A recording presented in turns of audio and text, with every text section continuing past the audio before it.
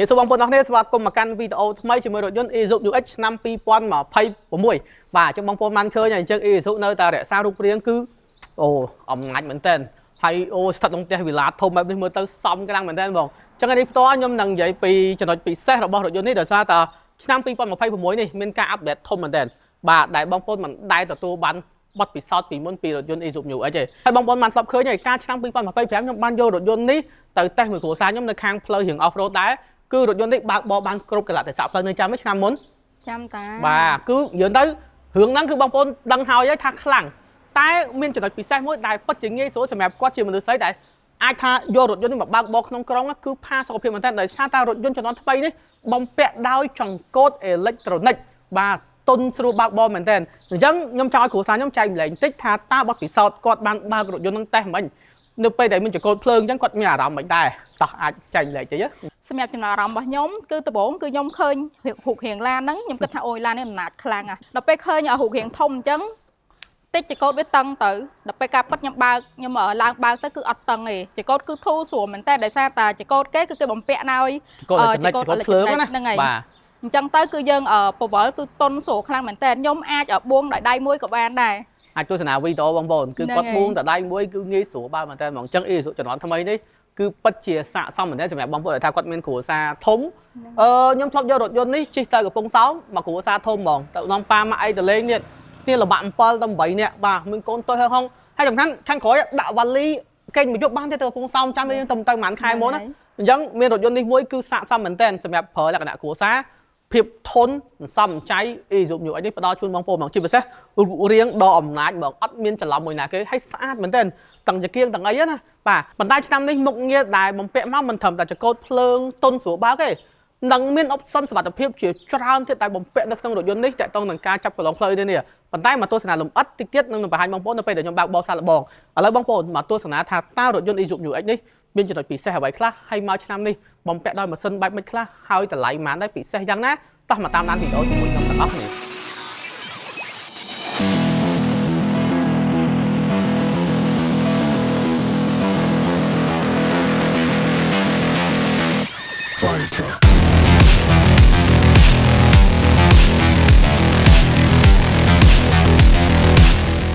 បងប្អូនបានទស្សនាចាក់តងក្បាលវីដេអូសម្រាប់រថយន្ត Isuzu New X នេះស៊េរីថ្មីនេះរូបរាងគឺស័ក្តិសមខ្លាំងសម្រាប់បងប្អូនថាគាត់ត្រូវការរថយន្តដែលជិះក្នុងក្រុងផងបើកបរទៅខេត្តផ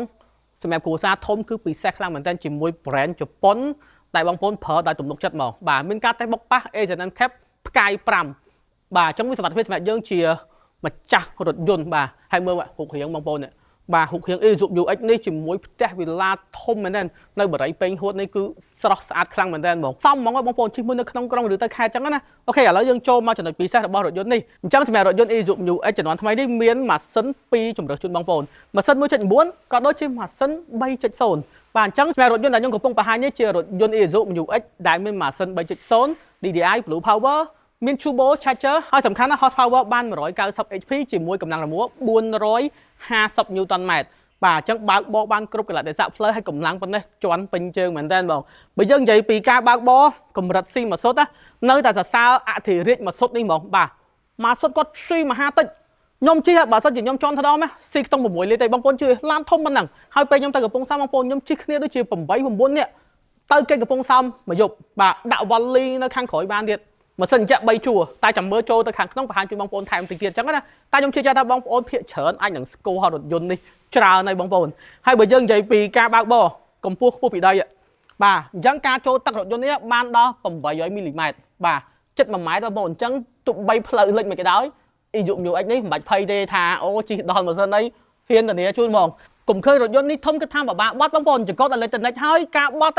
់ត្រឹមតែ 5.6 ម៉ែត្រទេអញ្ចឹងមិនថាយើងងាយស្រួលក្នុងការបត់មែនតើបងប្អូនអូខេហើយមើលបាន option គឺមានមកពេញហ្មងទីទៀតខ្ញុំនឹងតេស្ត option ពិសេសជាមួយចង្កូតអេឡិចត្រូនិកមិនត្រឹមតែបើកទុនទេប៉ុន្តែមានមុខងារសុវត្ថិភាពដែលបំពាក់មកច្រើនខ្លាំងមែនតើទៅចាប់កន្លងផ្លូវអីនេះហើយសូម្បីតែពេលយើងវ៉ាជែងឧបសគ្គមកពីក្រោយវាទាញយើងចូលទៀតឆ្លាតវៃខ្លាំងមែនតើបងបាទមើលការរចនាបាទខ្ញុំពិតជាស្រឡាញ់ការរចនានេះចឹងមិនថាសរសើររថយន្តជប៉ុនណា10ឆ្នាំ20ឆ្នាំទៀតការរចនានេះខ្ញុំហ៊ាននិយាយថានៅតែមើលទៅស្អាតបាទមើលបណ្ណាគេបងប្អូនធ្វើមកមួយមើលអត់ចេះតែធ្វើការរចនារបស់ជប៉ុនមួយគឺគាត់គិតគូរខ្លាំងមែនតើថាអូការប្រើប្រាស់ងាយស្រួលអត់សុវត្ថិភាពអត់ជួយអតិថិជនគាត់ហ ហើយសំខាន់ភាពធន់បែបណាបាទហើយមើល data អីនេះតឹងចង្គៀងតឹងអីមើលចេញមកគឺ shape គេស្អាតខ្លាំងមែនទែនស័ក្តិសមជាមួយគ្រួសារអភិជនណាមានរថយន្តមួយគ្រឿងនេះអែមតែម្ដងបងប្អូនអូខេអញ្ចឹងតាក់ទងនឹងផ្នែកខាងមុខខ្ញុំមានប៉ុណ្ណឹងបន្ទាប់មកខ្ញុំនឹងនាំបងប្អូនទស្សនាការរចនាផ្នែកខាងក្រោយក៏ដូចជា option មួយចំនួននៅផ្នែកខាងក្នុងហើយថាតើរថយន្តនេះធំទលាក៏ដូចជាសុវត្ថិភាពដល់កម្រិតណាតោះតាមដានទាំងអស់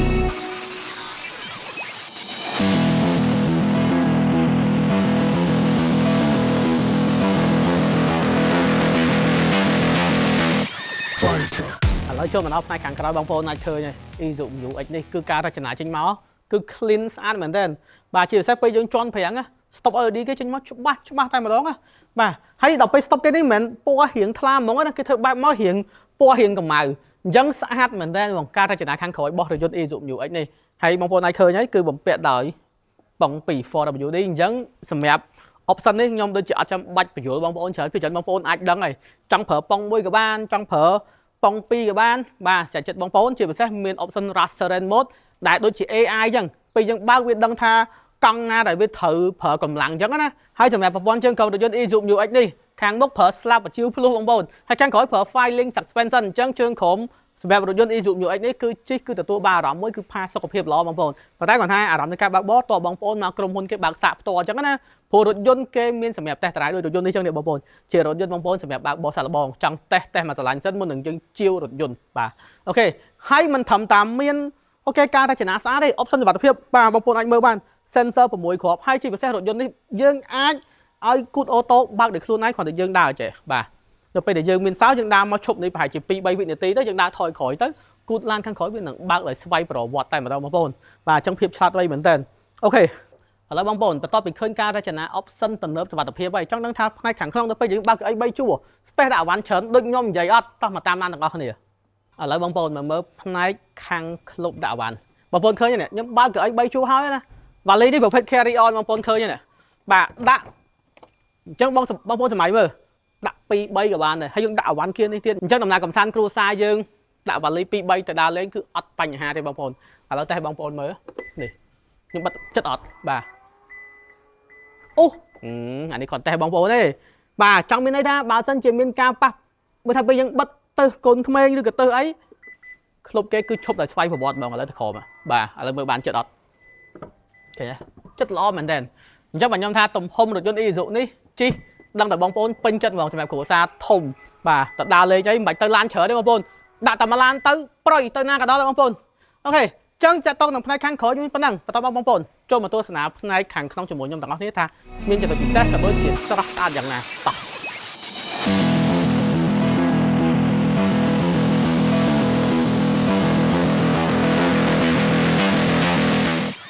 ចូលមកដល់ផ្នែកខាងក្នុងអញ្ចឹងបងប្អូនមើលបានការរចនាស្អាតប៉ុណ្ណេះហើយធំទូលាយល្អមែនតើជាពិសេសខ្ញុំភ្លេចប្រាប់បងប្អូនបាទបងប្អូនឃើញប៊ូតុងអីលើនេះទេបាទនេះគឺជាមុខងារបច្ឆេះពីចម្ងាយយើងអាចបច្ឆេះរថយន្តនឹងពីចម្ងាយដើម្បីបើកម៉ាស៊ីនជែកឧទាហរណ៍បើយើងចតហាក្តៅអីចឹងណាយើងអាចបច្ឆេះបាននេះ logo Isuzu ស្អាតមែនតើនិយាយទៅ logo នេះ logo គុណភាពហ្មងគាត់តែឃើញមានទំនុកចិត្តហ្មងអូខេអញ្ចឹងសម្រាប់ផ្នែកខាងក្នុងនេះអញ្ចឹងដូចបងប្អូនដឹងហើយចំណុចតែផ្លាស់ប្ដូរធំខ្លាំងហ្នឹងគឺលើចកោតអេឡិចត្រូនិកនេះឃើញទេប្រើតែដៃមួយទេអញ្ចឹងមិនថាយើងជាមនុស្សផុសឬក៏មនុស្សស្រីទេគឺងាយស្រួលក្នុងការបើកបរមែនតើហ្មងប្រើតែដៃមួយគឺយើងអាចបួងចកោតបានហើយឃើញទេបងប្អូនបាទអូខេយើងចូលមកដល់ផ្នែកអេក្រង់មុនអញ្ចឹងការរចនាគឺរក្សានៅដដែលគាត់ថាខ្ញុំចំណុចដែលខ្ញុំឆ្លាញ់នៅពេលដែលខ្ញុំបើក option ប្រព័ន្ធចាប់កន្លងផ្លូវណាវាចេញតាក់ទងនឹងកន្លងផ្លូវច្បាស់លើនឹងឲ្យយើងមើលមកងាយស្រួលក្នុងការយើងមើលឃើញ option សុវត្ថិភាពយើងដំណើរការបែបអញ្ចឹងទៅហើយបើនិយាយពីមុខងារភ្លើងបិទបើកអូតូផ្លិតទឹកក៏អូតូរៀមទៅអូតូទាំងអស់ហ្មងហើយមុខងារដែលខ្ញុំឆ្លាញ់ថ្មីហ្នឹងគឺមុខងារចកោតហ្មងបាទដែលវាបំពាក់មុខងារពិសេសជាច្រើននៅក្នុងហ្នឹងតែចាំយើងមកមើលទាំងអស់គ្នានៅវគ្គបើកបរសាកល្បងនិយាយចេះតែជ្រុលចង់និយាយប្រាប់បងប្អូនឲ្យដោយសារតែឃើញ option ហ្នឹងខ្ញុំរៀងពេញចិត្តច្រើនមែនតើហ្មងហើយខាងនេះគឺជា option ដែលយើងអាចបិទបើកកាមេរ៉ា360យើងគ្រាន់តែចុច view មកចេញកាមេរ៉ាលើអេក្រង់យើងភ្លាមហ្មងនេះវា scan មកហ្មងអញ្ចឹងមុខងារនេះឧទាហរណ៍បងប្អូនមើលបានដូចថតយើងនៅក្នុងផ្ទះអញ្ចឹងណាយើងខ្លាចដូចថាពេលយើងចេញដំណើរទៅក្រៅមានអីមួយដែលវាជាឧបសគ្គនៅជុំវិញហ្នឹងធ្វើឲ្យយើងមើលអត់ដឹងអញ្ចឹងណាវាអាចកិនឬក៏សັດអីនៅពីខាងក្រោមរថយន្តយើងអាចគ្រាន់តែចុច view ទៅ scan ឲ្យបងប្អូនមើលមកហើយច្បាស់ល្អមែនតើប្រវល់មើលមកជុំហ្មងនេះគេបាទនេះគ្រូសាស្ត្រខ្ញុំគាត់អង្គុយគៀននេះក៏ឃើញតែគេនៅរៀងឆ្ងាយទេច្បាស់មែនតើហ្មងនេះ លយខ្លាំងមែនតើហើយកាមេរ៉ានេះគឺច្បាស់ខ្លាំងតែម្ដង detail មែនតើបងបាទហើយប្រភេទ 3D លយខ្លាំងកាមេរ៉ានេះគឺខ្ញុំស្រឡាញ់ខ្លាំងហ្មងយើងអាចជិះអស់វិញបាននេះអូខេចូលមកដល់អេក្រង់យើងវិញអញ្ចឹងសម្រាប់រថយន្តនេះបំពាក់ដោយ Apple CarPlay យើងអាចមើលផែនទីបាននេះច្បាស់ល្អមែនតើយើងចង់ទៅណាគ្រាន់តែយើងចុចមក search មកបាទដាក់ home នេះមកគឺទៅផ្ទះយើងនេះងាយស្រួលមែនតើសម្រាប់យើងបើកបរទៅខេត្តទៅអីចឹងទៅបងប្អូនហើយការ touch គេ smooth ល្អហើយអេក្រង់គេជាប្រភេទអេក្រង់លក្ខណៈថារៀង matte បាទមើលទៅរៀងស្អាតស្អាប់បាទមើលទៅ clean ច្បាស់មែនតើបងប្អូនយកការ touch អី smooth ល្អតាក់ទងនឹង Isuzu UX ឆ្នាំ2026អូខេអញ្ចឹងតាក់ទងមុខងារសមត្ថភាពខ្ញុំមានប៉ុណ្ណឹងឥឡូវមកមើលតាក់ទងការរចនាកណ្ដាលនេះអញ្ចឹងមិនសិនជែកជាប្រភេទ dual zone តែថាឥឡូវខ្ញុំចូលចិត្តត្រជាក់អ្នករួមដំណើរយើងចូលចិត្តក្តៅអាចសេរីបានសេតនភាពខុសគ្នាអញ្ចឹងបងប្អូនយើងអាចចុចនៅលើនឹងបានហើយមានហ៊ុនសាកថ្មប្រភេទ Type C បាទឡានទំនើប026អញ្ចឹងគេលែងប្រើ USB ប្រើសិត Type C បងប្អូនវាអញ្ចឹងទូរស័ព្ទឥឡូវប្រើសិត Type C អស់ហើយបងប្អូនហើយនេះប្រអប់លេខគេបាទយើងអាចដាក់លេខហើយយើងបើផ្ទះមើលខាងនេះប្រើលេខដែរយើងអាចថែមថយលេខ manual នៅលើចង្កឹះលេខយើងបានអញ្ចឹងបងប្អូនបាទហើយលើនេះក៏មានមុខងារដូចបិទបើក sensor បិទបើក stabilize ក៏ដូចជាមុខងារទប់នៅពេលដែលយើងចោះចំណោតបាទហើយនេះប៊ូតុង Restaurant Mode ដែលខ្ញុំប្រាប់បងប្អូនមិនអញ្ចឹងណានេះមុខងារ Auto Hold ដែលងាយស្រួលសម្រាប់បងប្អូនបើកបរក្នុងក្រុងជាមួយប្រាំងដៃអេឡិចត្រូនិកហើយនេះកន្លែងកាច់ប៉ុងនៅលើនេះហ្មងបាទជាមួយកន្លែងដាក់កែវទឹកពីរហើយពុកស្បែកគេទន់ល្អអង្គុយ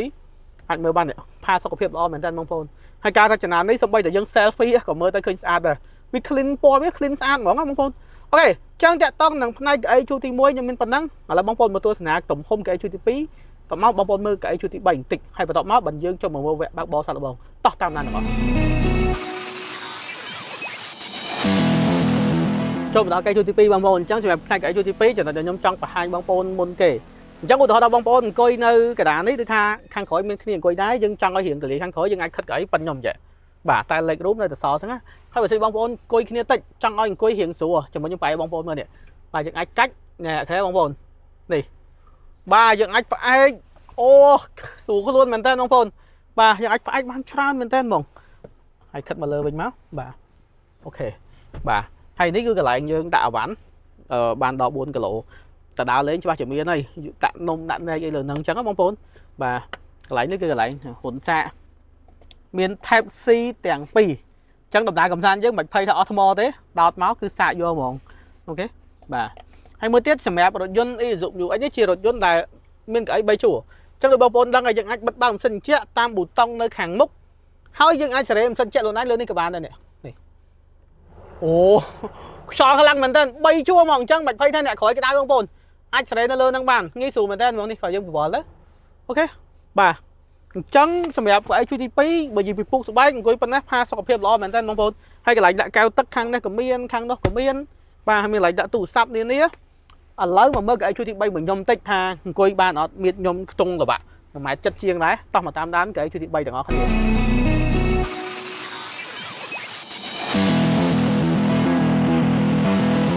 បងប្អូនឃើញហើយមកដល់កៅអីជួរទី3ឃើញហើយអង្គុយអត់មានទៅជើងទេហើយកៅអីខ្ញុំដាក់រៀងផ្អែកបន្តិចទៀតណាVali carry on នៅក្រោយដែរហើយសំខាន់មួយទៀតនេះសិនជាដូចខ្ញុំប្រាប់មុនហ្នឹងអញ្ចឹងមិនភ័យថាក្តៅទេបងប្អូននេះសិនជាគេលើនេះហ្មងហើយខាងក្រោយហ្នឹងកន្លែងដាក់កែវទឹកក៏មានកន្លែងដាក់ទូរស័ព្ទក៏មានដែរយើងគេធ្វើមកគឺសម្រាប់អង្គុយ3ជួរហ្មងរថយន្តនេះបងប្អូនហើយនៅពេលដែលយើងចង់ឡើងស្រួលគ្រាន់តែយើងចុចប៊ូតុងនេះមួយកៅអីនេះវាខិតឡើងយើងអាចចូលបានណានេះអត់បញ្ហាបងប្អូនអូខេអញ្ចឹងបងប្អូនឃើញហើយតាក់ទងទំហំ option ពិសេសបែបហ្នឹងហើយចំណុចដែលខ្ញុំចង់សង្កត់ធ្ងន់ថ្មីខ្លាំងសម្រាប់ជំនាន់ថ្មីនេះគឺតាក់ទងនឹងមុខងារបើកបរក៏ដូចជាមុខងារសុវត្ថិភាពតោះមកតាមដានមុខងារដែលសុវត្ថិភាពហើយពិសេសសម្រាប់ការបើកបរជាមួយអារម្មណ៍នៃការបើកបរខ្ញុំទាំងអស់នេះ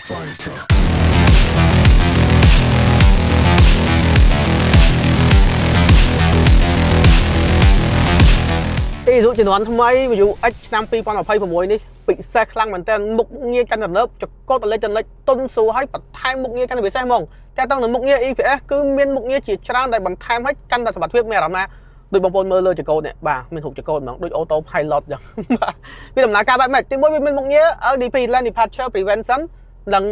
LDW Lane Departure Warning អញ្ចឹងនៅពេលដែលយើងឧទាហរណ៍ថាឥឡូវយើងពងបើកជាបងប្អូនយើងរៀងចាក់ពីកន្លងគឺវានឹង alert ជាសំឡេងក៏ដូចជាវាញ័រចកោតយើងដើម្បីប្រាប់យើងអញ្ចឹងណាបាទហើយក៏មានមុខងារ LKS គឺ Lane Keeping Assist វានឹងជួយទប់យើងនៅកណ្ដាលនៅពេលដែលឧទាហរណ៍បងប្អូនចាក់ពីកន្លងដូចខ្ញុំនិយាយអញ្ចឹងគឺវានឹងalert ប្រាប់យើងមកហើយវាព្យាយាមរក្សាចកោតយើងនៅកណ្ដាលអត់ឲ្យថាយើងតណែព្រោះដោយសារតែសម័យមើលពេលយើងជិះលើផ្លូវលឿនអីចឹងណាវាងាយស្រួលសម្រាប់យើងអាចដកជើងដល់ឥឡូវខ្ញុំដកជើងដកអីបងប្អូន đặt định là bươn lan khẳng một tới cứ viên thằng tơ luôn này mà hay pe lan nó cho phèn cứ cho phènของ ai điện hay chỉ mà xét nó pe để mình ốp sạ cứ viên thằng cho prang đổi phai bảo vọt ở dương điện trong một nghiêng chặt vây khẳng mình tên bóng bồn hai một nghiêng bị xe mới tiết đại nhôm cái tha phơ ban đời tha chui dương pe đại dương thở và u hồ bảo vọt tôi sẵn á nhớ pe đại nhóm trong vá lan khẳng mục hai miền kia mau bị cái rồi bà một nghiêng nó cứ nhom ban test đây mong cứ thằng tiên cho cột dương cho mà khẳng không bà hai bông ai tôi nói video lại bạn cứ dân nó không lắm cứ sập tiên dân châu mà tái khăn khẽ mạch thay tha tiên dân phát bị cái lỗ ngay bông tay mơ bây giờ mới bị khăn khẽ cứ tiên dân châu tận tay bông cứ rẽ xa dân nơi cái lỗ năng mỏng trong một nghiêng nó cứ chui dân tràn mình tên mỏng bông tràn bay mình tên với đầm lá ca chỉ mới blind spot bà hay bên đường trên sàn nhà lưới công tơ cứ hay lôi chỉ sàn nhà tư ra bông bà trên sàn nhà lưới công tơ đặt qua lần có ho mà dân khơi mỏng lôi khăn mình tên bông hay một nghiêng bật tham tham bay để trong cái thao nghi rồi thì mẹ dân mình thầm thà bao bò lời tam khai đấy gì một nghĩa TGA traffic jam một nghĩa nó đầm nở cá u đó ta bóng phố chỉ không công vậy dân đặt bướn đinh lan thẳng mục nó bây giờ lan thẳng mục hiện nghĩa tám cứ lan nó cứ đinh ta một chứ một nghĩa nó còn biết chui dương mà còn một đợt đá nó bây giờ dân bao bò không công dân sự tập phim khăn mình tên mẹ rồi vô này dụng nhiều ấy này hay mới cả bao bò bóng phố này mình thấy podcast play mình thấy dân tư ba hay cho cô tôn số bao nó bây giờ dân choan khăn cho cô dân nằm bật tăng luôn anh chỉ mỗi option sự tập phim cứ miên mà có play mưa sau tập bút tông bông và trong mưa camera còn là trên bị dụ mới trên camera mưa khơi đọc bát ở dân lơ năng bóng lôi khác mình tên giờ tới option sự bạn hơi lớn đấy cứ miên pin lặng sừng trắng khi bà ok chẳng chạy tông một như sự tập phim nhưng miên bắn nắng tóc mà ta làm video mà to